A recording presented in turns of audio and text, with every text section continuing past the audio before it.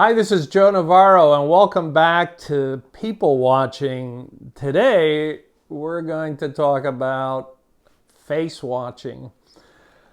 What I'd like to do is share with you how I see the world. Now, many of you, when you see a face, you see it like this. Some of you will focus on the eyes, some of you may focus on the lips or the hair or some other attribute. And that's perfectly fine. When I focus on a face, this is what I see.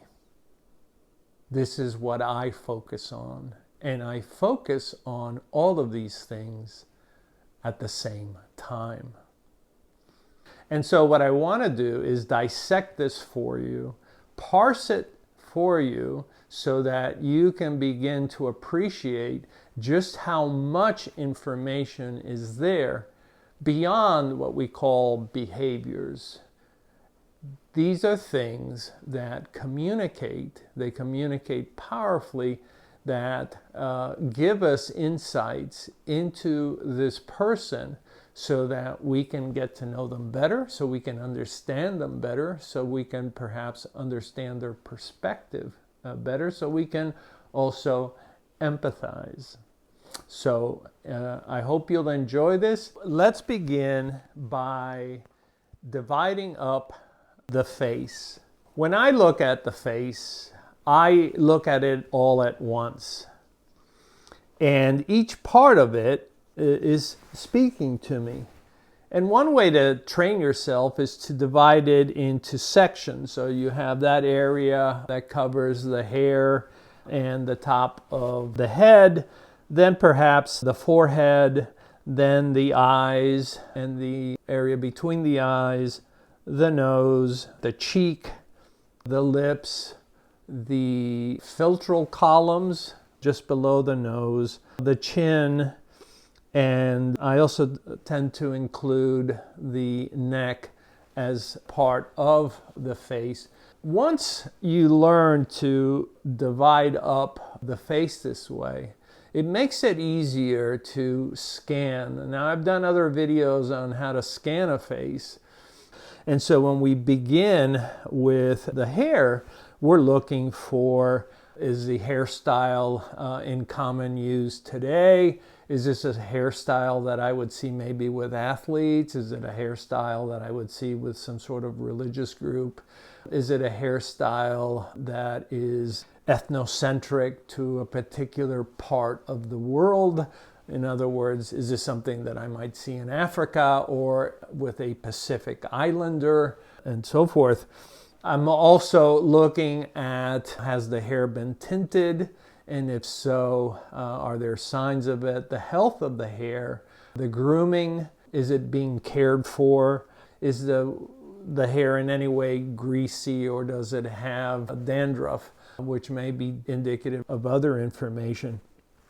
And also how frequently the person touches the hair. A lot of people use the hair as a self-comforting behavior because you can twirl it in your hand, and as I've often said, repetitive behaviors are soothing behaviors. So this isn't about being judgmental. This is about making observations that may help you. The other things I look for in the hair plugs, the receding hairlines, and I look for any pulling of hair, plucking of hair that may be considered a pathology, such as trichotillomania, which is the deliberate pulling of hair to self-soothe. When I look at the forehead and the skin for scars, acne, or any permanent furrow, a lot of people who have experienced great trauma will have permanent furrows on their forehead, or who have worked in the sun for years will have permanent furrows. I look at the depth of the furrows.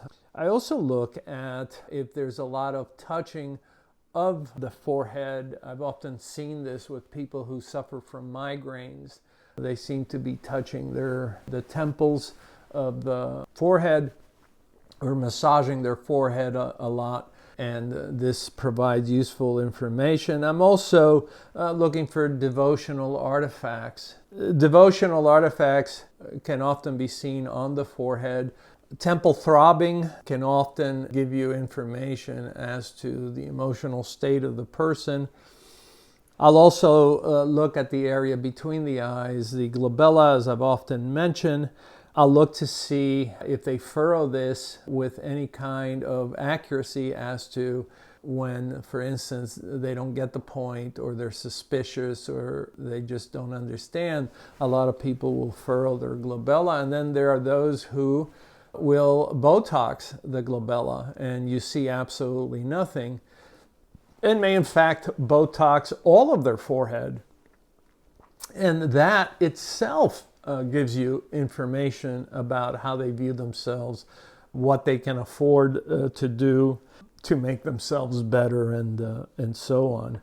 So I look for this area of the glabella because starting at about 2 to 3 days, we can see babies already furrowing their glabella. When it comes to the eyes, things I look for are general neatness of the eye areas or application of makeup. Does the person, for instance, use eyebrow flashing as a greeting behavior? And do they do it with everyone? And how often, or how much, or how high do they do it as a reflection of how they feel about other people? And I've talked at length about, the eyebrow flash as a great way to greet others and make others feel welcome. So I look for that, or I look for the absence of that, depending on the individual. Are the pupils symmetrical? I look for things such as, do I see limbal rings around the eyes? People who have limbal rings are often perceived as more attractive. They certainly garner greater attention. I'll look to see if the whites of the eyes, if there's a lot of redness, either due to the environment or sometimes because of other things, including lack of sleep or maybe drug use. I'll look at the eyebrows and the eyelashes to see, are these being manipulated for perception management, or is there augmentation of the eyelashes, and if so, how much? Things such as a blink rate, pupillary responses, and so forth often have to do with the environment, often have to do with the dryness of the air, whether they're looking at computers or some sort of psychological stress, or the use of contact lenses. We can see ocular pinching. Ocular pinching is that squinting, which is indicative often of something's not right, or I don't understand, or I'm a little bit suspicious. I also look for any kind of piercings or any kind of artificial markings that may be in use. When it comes to the nose, obviously sometimes the size of the nose, the width of the nose, the dimensions of the nose, the deformities of the nose can give us a lot of information. A lot of people aren't happy with the way their noses look, and that sometimes affects how they see themselves. I will look for piercings. A lot of times people, when they don't like something, they'll wrinkle their nose. They do that quick nose wrinkle. They'll do something like this, which is, I don't like that. And of course, in other cultures, for instance, in Puerto Rico, in Cuba, Colombia, many parts of the Caribbean, people will wrinkle their nose real quick to say, how can I help you, or what do you need? And it's a very quick, like a flash of the nose by wrinkling it. What was that? Or what do you need? You can often notice if the person has a deviated septum by the way the nose is shaped, and or the noises that the nose makes as they breathe. Speaking of the nose, I look at the wings of the nose bilaterally, because these areas often change color, and we know sometimes a nose will flush red when the person's been drinking alcohol. There also may be artifacts of cocaine use. Seemed like in the 80s, you used to notice this a lot. And oftentimes the wings of the nose begin to dilate as a person is oxygenating because they're going to get into a fight or they're going to run. So there's information there that is obviously useful. Right below the nose, of course, you have the philtrum, you have the two philtral columns, and a lot of times moisture builds up there. Before we notice sweating anywhere else, we'll see it between the philtral columns, a very accurate indicator that the person is either stressed or is overheating. And then I look to see if there's any touching of that area, massaging. Sometimes you'll see people touch the philtral columns, pluck on them, or playing with them. There's a lot of nerves there, so it's very self-soothing. And of course, along the philtral column, children who are born with a cleft palate, oftentimes the scar follows the philtral column, and that is also helpful because having that kind of scar oftentimes makes especially young people feel insecure, and so it can help you to assist them in being more secure and being more empathetic. When I look at the lips, obviously lips are very different on everyone.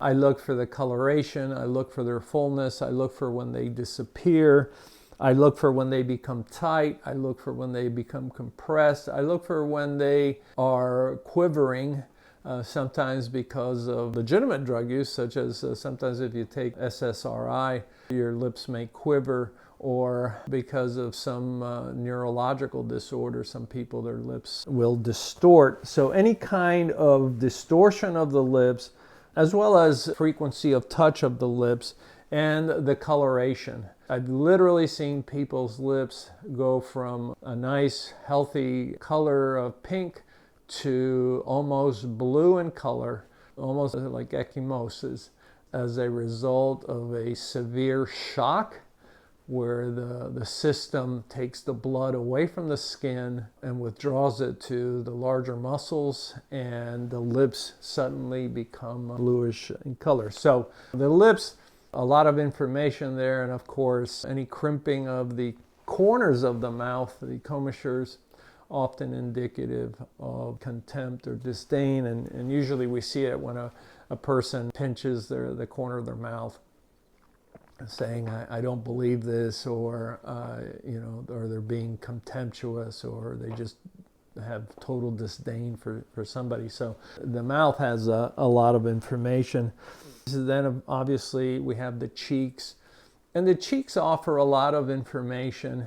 You know, sometimes people have that rosy color. Many young people in Britain, you see the rosy cheeks, but you also see that, for instance, when I look at children in Mongolia, they really have these very bright red cheeks, and they're very reflective of emotions.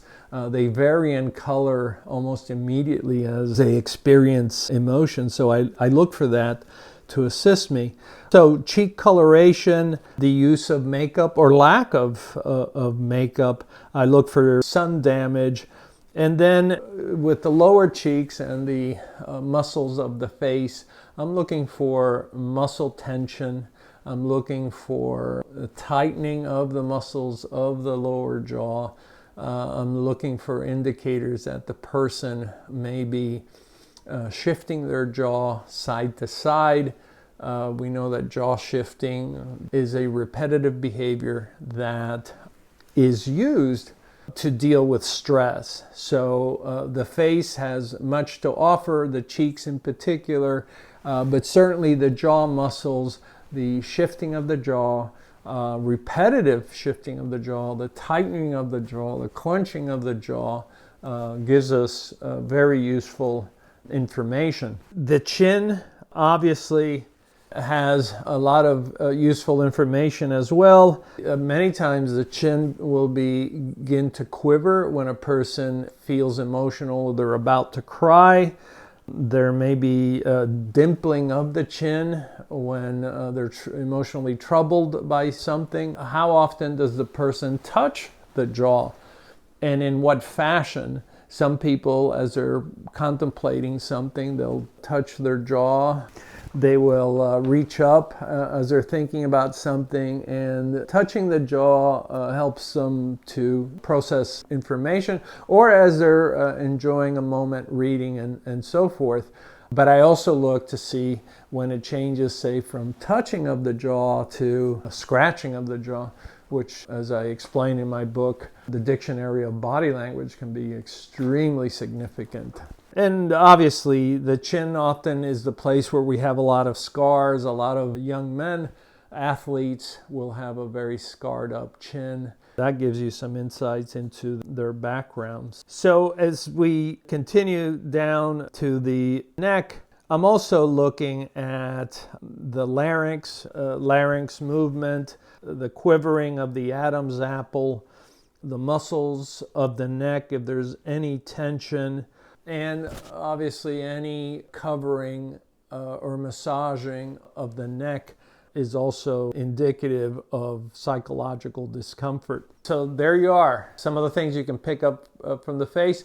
This isn't all inclusive. There are medical things, pathologies a good dermatologist can pick up. There are physiological things that you can pick up, and so forth. But definitely how I view a face is probably different than how you see a face. So I hope this has been helpful. Thank you for joining us, and I hope to see you here again.